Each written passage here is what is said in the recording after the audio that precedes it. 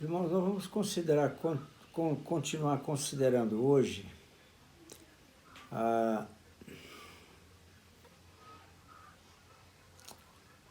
o fim da dispensação da graça de Deus. Agora, para entendermos o processo, eu decidi fazer aqui um estudo que vai mostrar de Abraão até agora, até hoje, como as coisas foram se processando, entendeu? Temos que entender que as profecias bíblicas, elas estão todas elas ligadas com Israel. Há 4 promessas incondicionais de Deus para Israel. Com Abraão, né? Depois com Moisés e depois com Davi, né? São 4. Então, essas 4 alianças que o Senhor fez com Israel é que ela forma o esqueleto da profecia, né? E qualquer momento nós podemos dar uma aula só explicando sobre essas 4 alianças. Eu preciso dar, fico devendo. Mas a intenção agora não é ensinar sobre essas 4 alianças. Só dizer que através dessas alianças que o Senhor fez com Israel, é que o Senhor vem cumprindo o seu propósito no mundo. Ele gerou um povo através de Abraão, e através desse povo, então, agora ele está... todas as profecias estão ligadas com Israel, e não com a igreja. Não há profecias diretas em relação à igreja. Há figuras, etc., Ruth, né, por exemplo, que é uma figura da igreja gentia, e assim por diante, né? Mas não há uma profecia específica sobre a igreja. A igreja, ela é um mistério no coração de Deus, desde a eternidade. E olha, ela não se revelou ainda. Você não sabe, eu não sei. Aqueles que farão parte da igreja. Mas vamos seguir aqui. Então, Israel, através de muitas lutas, escravidões, etc., chega até a primeira vinda do Messias. O Messias vem. Então, quando o Messias vem, inicia-se algo muito especial, que é a dispensação da graça de Deus. São 7 dispensações mencionadas, assim, estabelecidas em toda a Bíblia, né? Terminando com o milênio, 7. Mas vamos ficar aqui com a primeira vinda. Então, através de Israel, o nosso Senhor veio a primeira vez, né? Veio aqui e fez todo o que nós conhecemos que ele fez, né? Bom, quando ele volta para Deus, ele envia o Espírito Santo. Daqueles 120 que estavam lá no cenáculo buscando a vinda do Espírito Santo. O Senhor Jesus falou, quando eu subir, eu vou enviar o Espírito para vocês, né? E enviou. 10 dias depois que ele subiu, ele enviou o Espírito Santo, né? Muito bom. Quando o Espírito Santo vem, o que ocorre? Ele levanta 12 apóstolos, né? Já tinha nomeado, esses 12 apóstolos, agora naquele dia, o Judas já não estava mais, no dia de Pentecostes, né? E os apóstolos, irmãos, vivendo esse Pentecoste, produziram o Novo Testamento. Veja bem, nós tínhamos o Velho Testamento, produzido por Israel, através de Moisés, etc., os profetas, né? Agora nós temos o quê? Depois do Pentecoste, surge o Novo Testamento. A revelação de Deus, ela é progressiva. E é isso que eu quero mostrar para vocês, para chegarmos aqui hoje, na dispensação da graça de Deus. Ela é progressiva, né? Então, veja o seguinte. Quando ele levanta os 12 apóstolos no Pentecoste, esses apóstolos geram o Novo Testamento, né? Os livros do Novo Testamento. E ocorre o seguinte, eles vão a todas as nações da terra. O livro de Atos cobre aproximadamente 40 anos da história da igreja. Nesse período, cada povo, tribo, língua e nação ouviu o Evangelho. De alguma forma, foi evangelizado, né? Todos foram. Muito bom. Quando você lê Colossenses 1, 23, eu vou deixar o texto, você vai entender isso, né? Que cada povo... Vamos ler. Deixa eu abrir aqui e vou ler para vocês. Colossenses 1. Colossenses capítulo 1. Filipenses, Colossenses 1. Está aqui. Paulo fala: se é que permaneceis na fé, alicerçados e firmes, não vos deixando afastar da esperança do evangelho que ouvistes e que foi pregado a toda criatura debaixo do céu, e do qual eu, Paulo, me tornei ministro. Então, naquela época, o mundo ouviu o evangelho. Nós temos, irmãos, pouco entendimento, assim, do que aconteceu no começo. Foi algo realmente, Pentecoste foi algo realmente extraordinário, né? Só que, olha o que ocorre. 3 séculos, a igreja viveu um avivamento. Maior ou menor, ela viveu esses avivamentos. 3 séculos. Aí vem Constantino. Constantino é eleito, agora é o imperador do Império Romano, né? E ele encerra a perseguição. Ele decreta o fim da perseguição. Quando ele decreta o fim da perseguição aos cristãos, vejam bem, eu estou fazendo um relato histórico rápido desde que nasce Israel até agora, né? Vamos lá. Constantino vem, decreta, eu repito, o fim da perseguição, e a igreja, o que acontece com a igreja? Ela entra em apostasia. Ela entra em apostasia, a igreja. A apostasia vai entrando na igreja, assim, de uma forma, porque a igreja de Roma, no começo, era uma igreja evangélica, como muitas outras no mundo. Era uma igreja evangélica. Mas ela foi se desviando da verdade, né? Aí nós temos o quê? 1000 anos depois de Constantino, 1000 anos de escuridão. Foi a idade negra da igreja na Idade Média, né? A igreja não desapareceu, porque é impossível você tirar a igreja da terra. Ela veio de Deus, ela permanece e vai permanecer. Muito bom.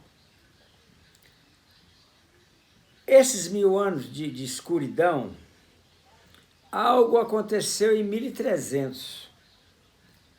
O senhor levanta Wycliffe, um sacerdote romano. E com Wycliffe, ele consegue Eu estou colocando aqui números redondos para você guardar, né? Mais facilmente. O Wycliffe, ele consegue sair daquele lugar de Roma e viver o Evangelho. O Senhor o levantou para isso e levar o povo a amar a palavra de Deus, né? Então o Wycliffe é um dos principais pais da Bíblia hoje para nós, né? Ele fez esse trabalho, né? Morreu novo, relativamente novo, né? Não tem um diagnóstico, ele morreu novo, né? E não deu tempo de Roma julgar ele, os cardeais julgar ele. Ele morreu antes, porque era considerado um herege, né? A ira que o diabo tem contra a palavra de Deus, irmãos, é tão grande que 50 anos depois da morte de Wycliffe, os cardeais romanos se reuniram, decretaram a exumação do cadáver dele meio século depois, para poder queimar. E queimaram os restos mortais de Wycliffe. Está o ódio que o diabo tem da palavra de Deus, né? Bom, 100 anos depois, surge um outro sacerdote romano, John Hus. Esse homem começou a pregar o evangelho vivo, bíblico. Foi preso pelos cardeais, condenado a morrer na fogueira, e ele morreu queimado em 1400, no ano de 1400, ele morreu queimado, né? João Hus. E quando ele começa a ser queimado pelos cardeais, por Roma, ele fala assim: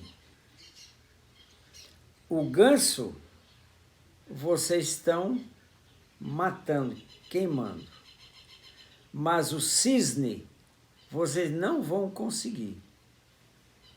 Ficou a profecia. A palavra Hus significa ganso, né?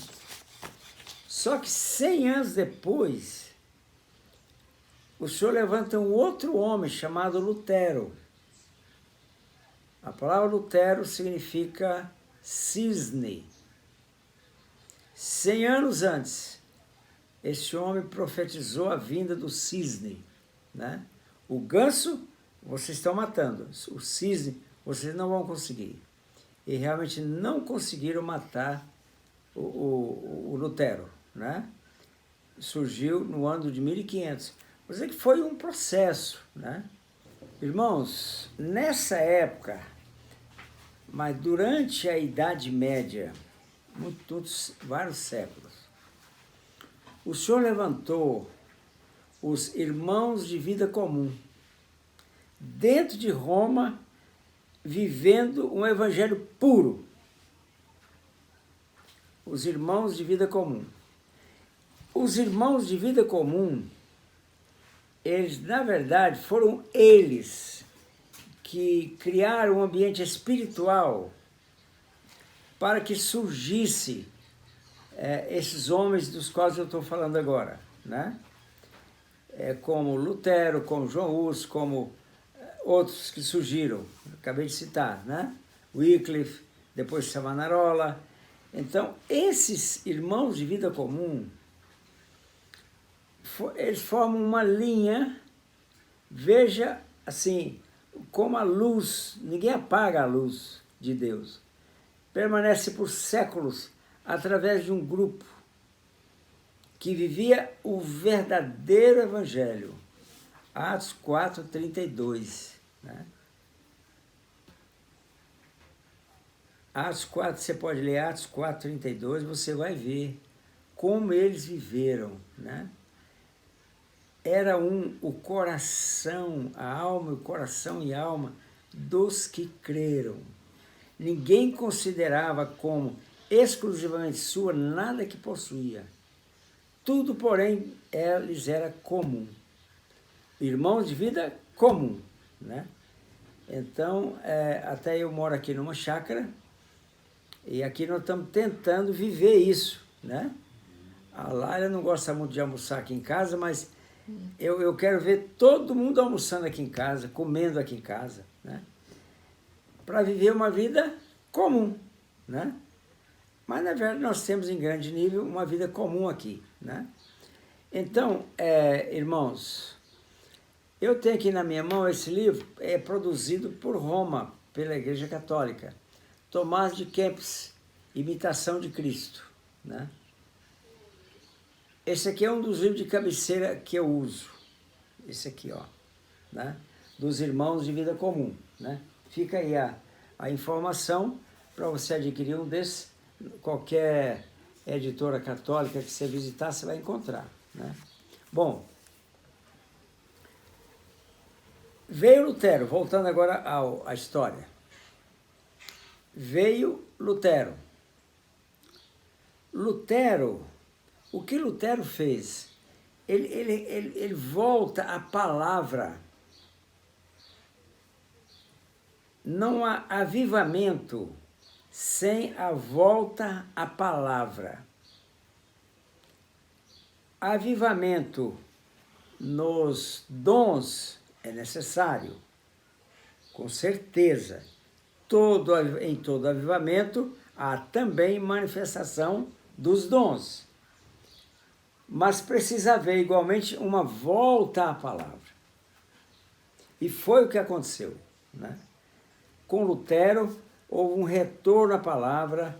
Lutero escreveu um livreto, a cada 15 dias, durante 20 anos. Naquele tempo não tinha as redes sociais. Os livros de Lutero sacudiram a Europa, né? Então, é a palavra que realmente estabelece o alicerce, né?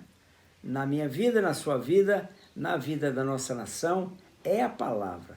Então, houve um retorno à palavra. E ocorre o quê? A reforma, né? A reforma de Roma. Uma igreja nasce lá, não só, outros vieram também, Zwingli, etc., que também participaram da reforma, né? Não vou discutir sobre a reforma agora. Então, aí vem essa reforma baseado na palavra. Depois dessa reforma, irmãos, deixa eu ler aqui para vocês Apocalipse 3, importante esse texto, versículos 7 e 8. Apocalipse 3, 7 e 8. Deixa eu mostrar aqui para vocês.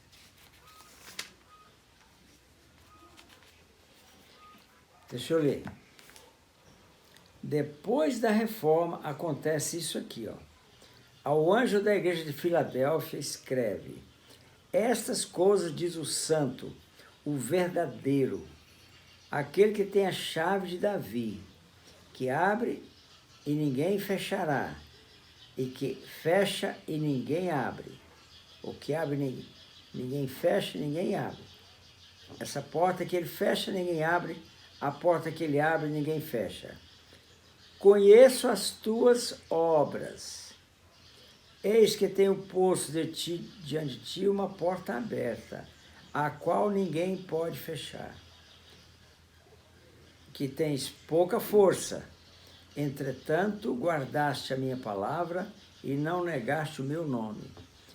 Carta à igreja de Filadélfia. Então, irmãos, a igreja, de novo, vai a todas as nações da terra, depois das reformas que aconteceram. Então, grandes avivamentos, o maior deles, o avivamento dos morávios, né? Aí surgem homens extraordinários, pregadores, nos Estados Unidos, na Europa, né? Surge Moody, né? Charles Finney, surge Wesley, né? Surgem eu disse já, né? Então, irmãos, isso depois que a palavra veio e foi estabelecida. Foi depois, né? Agora, o que ocorre então, irmãos? Os avivamentos vão se esfriando, né? O último e um dos maiores deles foi da Rua Azusa, lá em Los Angeles, né? Eles foram esfriando, né? E veio um tempo de apostasia. Olha o que, irmãos, se a igreja entendesse isso, a igreja tem condição de salvar qualquer nação. O Brasil não vai sucumbir, irmãos. O Brasil não vai sucumbir. Eu vi essa semana, a inflação na Argentina já chega a 57%. Caiu nas mãos do socialismo comunista. 57%. Né? O Brasil não vai cair. Não vou explicar agora, mas estou declarando aqui para ficar bem gravado. O Brasil não vai cair. O fato é que quando veio a apostasia, é isso que eu quero que você entenda agora, que é muito importante. Em 1867, surge um homem chamado Karl Marx. Esse homem escreveu um livro chamado O Capital, em que ele contesta o capital e faz a proposta da ditadura do proletariado. Quer dizer, surge o comunismo no mundo. 1867. Veja bem, irmãos, o comunismo,